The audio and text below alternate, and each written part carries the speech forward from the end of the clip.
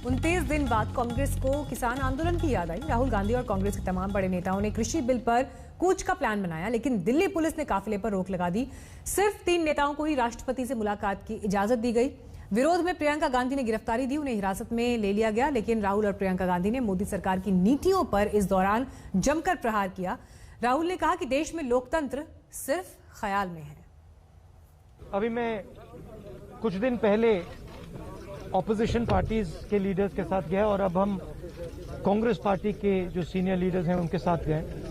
राष्ट्रपति से हमने कहा कि ये जो कानून बनाए गए हैं ये किसान विरोधी कानून है और इससे किसानों का जबरदस्त नुकसान होने वाला है, मजदूरों का, किसानों का।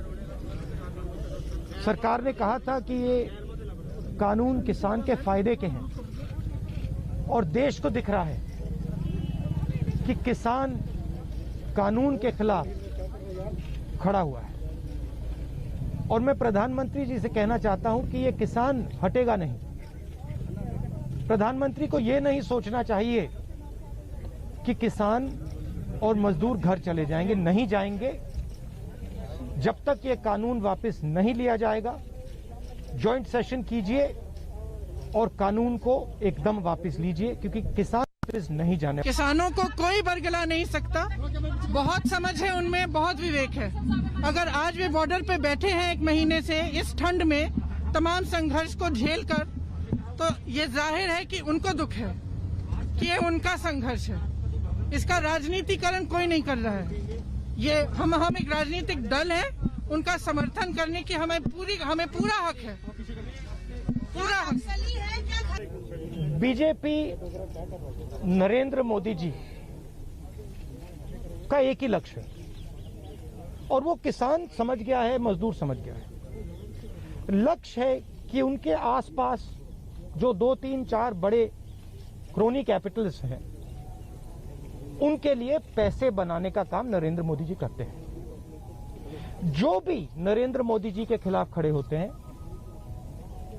वो उनके बारे में कुछ ना कुछ गलत बोलते रहते हैं।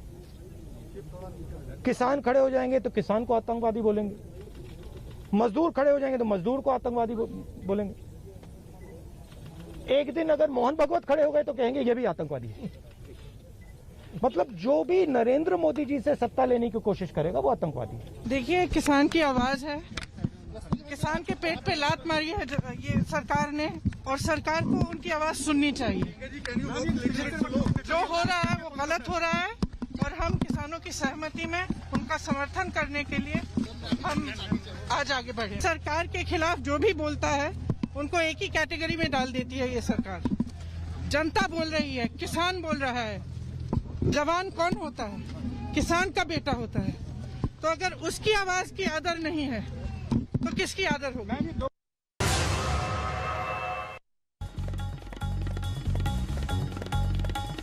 कोरोना ने फिर रूप बदल लिया है। इस बार खतरा दक्षिण अफ्रीका से आया है और सबसे बड़ी बात यह है कि खतरे की पहचान एक बार फिर ब्रिटेन में हुई है। ब्रिटेन में कोरोना का जो स्ट्रेन मिला था वो मूल वायरस से 70% ज्यादा संक्रामक था और अब बताया जा रहा है कि दक्षिण अफ्रीका वाला स्ट्रेन उससे भी ज्यादा संक्रामक है। सावधान, होशियार, खबरदार, आ गया कोरोना का एक और virus.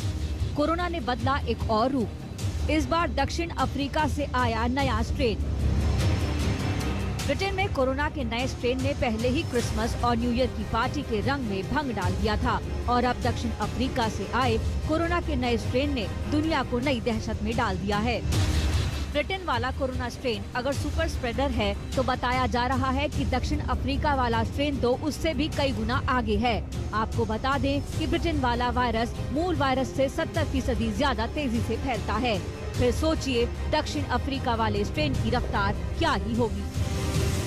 This new variant is highly concerning because it is yet more transmissible and it appears to have mutated further than the new variant that's been discovered in the UK. British स्वास्थ्य मंत्री के मुताबिक दक्षिण Africa में सामने आए कोविड-19 के नए स्ट्रेन के 2 केस ब्रिटेन में मिले हैं। ब्रिटेन अब चिंता में है कि वायरस के नए स्वरूप से कहीं संक्रमण की दूसरी लहर का सामना तो नहीं करना पड़ जाएगा। लिहाजा दक्षिण अफ्रीका से यात्रा पर तुरंत रोक लगा दी गई है। दक्षिण अफ्रीका से आए लोगों और उनके संपर्क में आने वालों को तुरंत आइसोलेट करने को भी कहा गया है। ब्रिटेन में बुधवार को कोरोना के 36,804 केस सामने आए। कोरोना की रफ्तार थमने के बाद पहली बार इतने मामले सामने आए हैं। First, we are quarantining cases and close contacts of cases found here in the UK. Second, we're placing immediate restrictions on travel from South Africa. And finally, and most importantly, anyone in the UK who has been in South Africa in the past fortnight and anyone who is a close contact of someone who's been in South Africa in the last fortnight must quarantine immediately. ये विडंबना नहीं है तो क्या है? 8 दिसंबर को Britain ने टीकाकरण की शुरुआत कर पूरी दुनिया में बाजी मारी थी।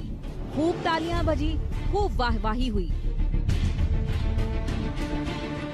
ब्रिटिश पीएम बोरिस जॉनसन ने इस दिन को यादगार बनाने के लिए 8 दिसंबर को वैक्सीन डे घोषित किया, लेकिन 2 ही हफ्ते के भीतर वो खुशियां भी गायब हो गयीं। लंदन में लॉकडाउन है, क्रिसमस के जश्न पर ताला है, बाहर से आए लोग जहां तहां ब्रिटेन में फंस गए हैं। इसका गुस्सा सड़कों पर दिखने लगा है जब सड़कों पर फंसे ट्रक चालक अधिकारियों से हाथापाई पर उतर आए। लेकिन ब्रितानी हुकूमत के लिए ये एक चुनौती का काल है। ब्रिटेन कोरोना की पहली लहर देख चुका है, लिहाजा इस बार कोई कोताही नहीं बरतना चाहता। कोरोना के नए स्ट्रेन की वजह से भारत समेत दूसरे देशों ने भी ब्रिटेन से आने जाने वाली उड़ानों पर रोक लगा दी है। उड़ानों के बंद हो जाने से कई ऐसे भारतीय छात्र और नौकरी पेशा लोग हैं जो ब्रिटेन में बुरी तरह फंस गए हैं, जो हर साल क्रिसमस और न्यू ईयर की छुट्टियों के दौरान अपनों से मिलने भारत आया करते थे। वहां पढ़ रहे छात्रों के सामने मुश्किल ये है कि लॉकडाउन की वजह से उनके पास करने को कुछ नहीं है। ऊपर से नए कोरोना वायरस का डर भी उन्हें सता रहा है। I haven't seen my family for long time and I don't want to stay trapped in house due to the new lockdown, and also my parents are worried due to the new strain of COVID-19. And they call me twice a day asking me how I'm doing and all, so I'll prefer to go back India.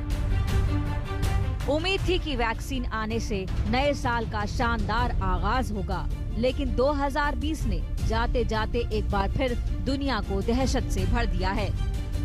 London से लवीना टंडन के साथ आज तक bureau.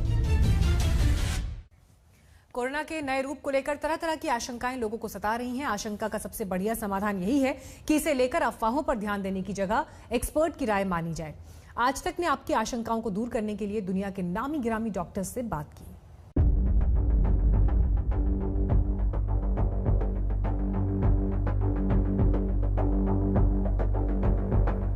Lockdown, mask, 2 गज दूरी, इन तमाम उपायों से बड़ी मुश्किल से हम कोरोना से जंग जीतते नजर आए थे, लेकिन कोरोना के नए रूप ने फिर से देश को सकते में डाल दिया है।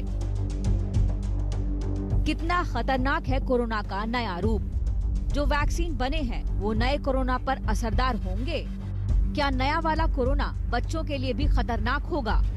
क्या कोरोना को परास्त करने वालों को भी हो सकता है नया वाला कोरोना? तमाम सवाल हैं जो लोगों के मन में उठ रहे हैं। इस पर हमने दुनिया भर के डॉक्टर्स की राय ली। हमारा पहला सवाल था, क्या नया वाला कोरोना बहुत ज्यादा खतरनाक है? सिम्टम्स वही रहेंगे, जो तकलीफ होगी, जो सांस लेने में तकलीफ होगी, जो बुखार होगा, जो सिम्टम्स होंगे वो वैसे ही तरह के पाए जा रहे हैं जैसे पहले की स्ट्रेन्स में थे। तो ज्यादा मरने की आशंका, नहीं तो सीरियस इलनेस या बहुत ज्यादा बीमार होने की आशंका इसमें नहीं है। इसीलिए ट्रांसमिशन ज्यादा होगा, प्रेशर ज्यादा आएगा हेल्थ सिस्टम पे अगर कंट्रोल नहीं कर सकते हैं तो। सो पब्लिक हेल्थ के लिए थोड़ा सा वार्निंग सिग्नल है, पर प्रिकॉशन लेंगे, टेस्टिंग करेंगे, ट्रेसिंग करेंगे तो ज्यादा खतरनाक वायरस नहीं है। जी, पहले वाले कोरोना से ज्यादातर बच्चे अछूते थे। ऐसा माना गया कि बच्चों और गर्भवती महिलाएं कोविड के खतरे से दूर हैं। लेकिन क्या नया वाला स्ट्रेन भी ऐसा ही है? अंदाजा ये है कि ये बच्चों के लिए खतरनाक हो सकता है, पर अभी तक जो डेटा आया है उसके अंदर ये डेफिनेटली नहीं बताया गया कि बहुत सारे बच्चे हॉस्पिटल में एडमिट हो रहे हैं और या कितना फैल गया है, इसके ऊपर अभी डेटा नहीं है। हमारा अगला सवाल था कि जो लोग एक बार कोरोना से जंग जीत चुके हैं, क्या उनके लिए भी ये स्ट्रेन खतरनाक हो सकता है? तो ये तो सवाल ऐसा है कि शायद नहीं होगा, क्योंकि आज तक जो सेकंड रीइंफेक्शन के और जो केसेस हमारे सामने में आए हैं, कई लाखों में करोड़ों में जिन लोगों को कोरोना हो चुका है एक बार ऑलरेडी, उसमें से सिर्फ कई ऐसे 10, 20, 100 लोग हैं जिनको दोबारा कोरोना हुआ है। तो इसलिए ये नहीं कह सकते कि ये म्यूटेशन की वजह से दोबारा हो सकता है। इसी से जुड़ा एक और सवाल है, कोविड की अब तक जो वैक्सीन बनी है, क्या वो नए स्ट्रेन पर असरदार साबित होंगी? बीमारी आसानी से लगती है, मगर जो दवाइयां बनाई जा रही हैं, वैक्सीन बनाए जा रहे हैं, ये इस वेरिएंट पे भी चलेंगे। ये जो भेष बदल के आई है वायरस, इस पे भी ये दवाइयां चलेंगी और जो लक्षण है ये बिल्कुल नहीं बदलने वाले, जहां तक अब तक नजर आ रहा है। कोविड के नए खतरों को लेकर तमाम अहम सवालों के जवाब अब तक आपको मिल चुके होंगे, लेकिन डॉक्टर्स और शोधकर्ताओं को एक और गुत्थी खाई जा रही है कि नया वाला स्ट्रेन कब आया और कहां से आया, क्योंकि जिस सैंपल के नतीजे के आधार पर नए स्ट्रेन के बारे में पता चला है वो सितंबर में ही लिए गए थे।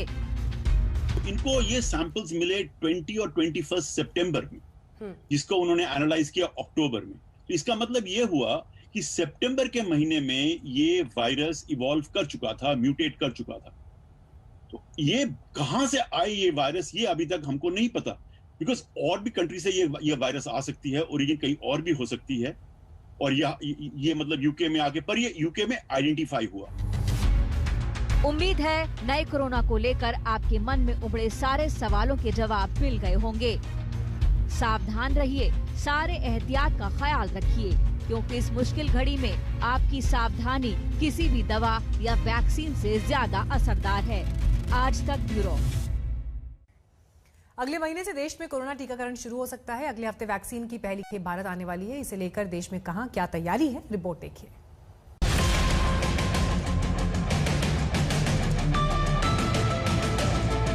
कोरोना के खिलाफ ये महाजंग की तैयारी है। खबर है कि दिसंबर के आखिरी हफ्ते में वैक्सीन की पहली खेप आ जाएगी। इसके लिए दिल्ली से लेकर पटना तक में तैयारियां जोरों पर है। ये दिल्ली के Rajiv Gandhi super speciality hospital की तस्वीर है। अस्पताल में स्पेशल डीप फ्रीजर इंस्टॉल किया गया है। कोविड वैक्सीन को सुरक्षित रखने के लिए इन फ्रीजर्स में 2 डिग्री से 8 डिग्री तक तापमान रखा जा सकता है। हमारे पास अभी 74 लाख डोज स्टोर करने की कैपेसिटी है, कोल्ड स्टोर की कैपेसिटी है, लेकिन इसको बहुत जल्द अगले 5। तो राहुल गांधी ने आज बीजेपी पर जो आरोप लगाए कृषि कानून को लेकर, जिस तरह से सरकार को घेरा, इस पर इस वक्त हो रही है एक अहम प्रेस कॉन्फ्रेंस। सुधांशु त्रिवेदी खड़ा हो जाऊं मैं, मगर ये आईना कमबख्त झूठ बोलता ही नहीं। धन्यवाद। बहुत बहुत धन्यवाद। अगला पीसी है, इसलिए थोड़ा रुक जाइए, क्वेश्चन आंसर छोड़ दीजिए। इस पर बाइट था, अभी तुरंत।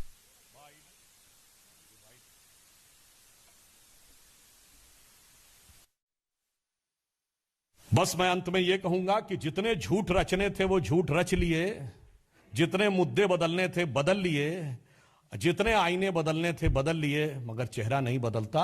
यह पंक्ति कहकर समाप्त करूंगा कि सच जरा सा घटे या बढ़े तो सच सच न रहे। सच जरा सा घटे या बढ़े तो सच सच न रहे, मगर झूठ की तो कोई इंतहा नहीं। और लाख चेहरे बदलकर, यहां पे मैं कहूंगा लाख मुद्दे बदलकर खड़ा हो जाऊं मैं, मगर ये आईना कमबख्त झूठ बोलता ही नहीं। धन्यवाद। बहुत बहुत धन्यवाद। तो कृषि कानून को लेकर आज कांग्रेस पार्टी के नेताओं ने राष्ट्रपति भवन तक मार्च की कोशिश की थी, और इसी दौरान जब स्टेटमेंट दिया तो राहुल गांधी का यह कहना था कि ये कानून किसानों के खिलाफ है और हम किसानों के साथ खड़े हैं। संविधान और लोकतंत्र जो बचा है वो ख्यालों में है। तो ये तमाम आरोप उन्होंने लगाए। एक बार फिर आपको सुनवाते हैं सुधांशु त्रिवेदी ने किस तरह से राहुल गांधी के बयानों पर पलटवार किया। अगला उन्होंने आरोप लगाया कि किसान यहां बैठे हुए हैं और किसी के ऊपर भी आरोप लगा दिया जाता है, उसको देश विरोधी कह दिया जाता है। तो राहुल गांधी जी के सुलभ संज्ञान के लिए मैं उन्हें पुनः स्मरण कराना चाहता हूं। For his cognizance I would like to remind him, कल चौधरी चरण सिंह जी का जन्मदिन था, पूर्व प्रधानमंत्री, यानी यस्टरडे, और कल यानी टुमारो आदरणीय अटल बिहारी वाजपेयी जी का जन्मदिन है। या दोनों के ऊपर आपने देशद्रोह के मुकदमे नहीं लगाए थे? नमस्कार, मैं हूं अंजना ओम कश्यप। हमें उम्मीद है ये वीडियो आपको पसंद आया होगा। लेटेस्ट खबरों के लिए यूं ही देखते रहिए आज तक, और इस वीडियो के पसंद आने पर लाइक, शेयर एंड सब्सक्राइब करना ना भूलें।